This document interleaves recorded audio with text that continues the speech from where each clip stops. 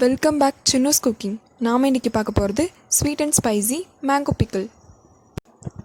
ஊறுகானாலே புளிப்பு தான். நாம் இந்த டிஷ்ஷில் கொஞ்சம் டிஃப்ரெண்ட்டாக ஸ்வீட் அண்ட் ஸ்பைசியாக பார்க்க போகிறோம். வாங்க பார்க்கலாம்.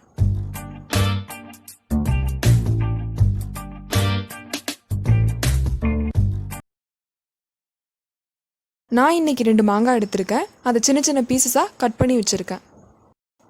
இப்போ ஒரு கடாயில் ஆயிலை ஊற்றி ஆயில் ஹீட் ஆனதும் கடுகு போட்டுக்கிறோம். கடுகு நல்லா பொரியட்டும். பொரிஞ்சதும் கருவேப்பிலை போட்டுக்கிறோம். இது நல்லா தாளித்ததும் கட் பண்ணி வச்சுருக்க மேங்கோ பீசஸை ஆட் பண்ணிக்கிறோம். இப்போ இது நல்லா கலரி விட்டுக்கிறோம். இப்போ இதை நம்ம கலரி விட்டுட்டோம். இதை ஒரு 10 நிமிஷம் மூடி போட்டு மூடி வச்சிடலாம். இப்போ மாங்காவை ரொம்ப குக் பண்ண விட்டுறாதீங்க. ஒரு 75% குக் ஆனால் போதும். இப்போ 10 நிமிஷம் ஆயிடுச்சு. இப்போ பார்த்தீங்க அப்படின்னா மாங்காய் 75% குக் ஆகிருக்கு.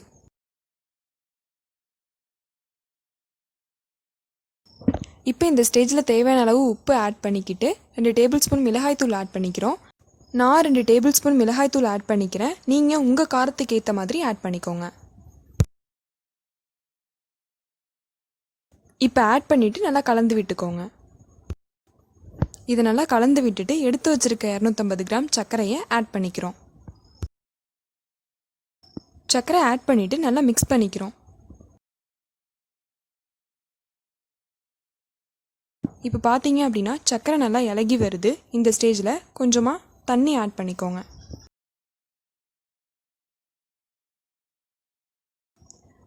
இது நல்லா கலந்து விட்டுட்டு ஒரு 10 நிமிஷம் குக் ஆனால் போதும். ஏன்னா சர்க்கரை இறுகிடும். சர்க்கரை இறுகிடுச்சு அப்படின்னா நமக்கு ஊறுகாய் கன்சிஸ்டன்சி கிடைக்காது.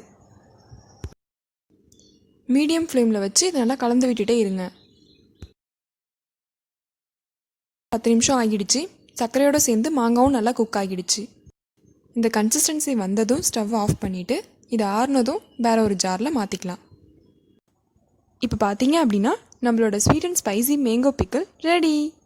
இந்த டிஷ்ஷை உங்கள் வீட்டில் ட்ரை பண்ணி பாருங்கள். பிடிச்சிருந்துன்னா லைக் பண்ணுங்கள், ஷேர் பண்ணுங்கள், சப்ஸ்கிரைப் பண்ணுங்கள். மறக்காமல் பக்கத்தில் உள்ள பெல் பட்டனை ப்ரெஸ் பண்ணுங்கள். Bye friends.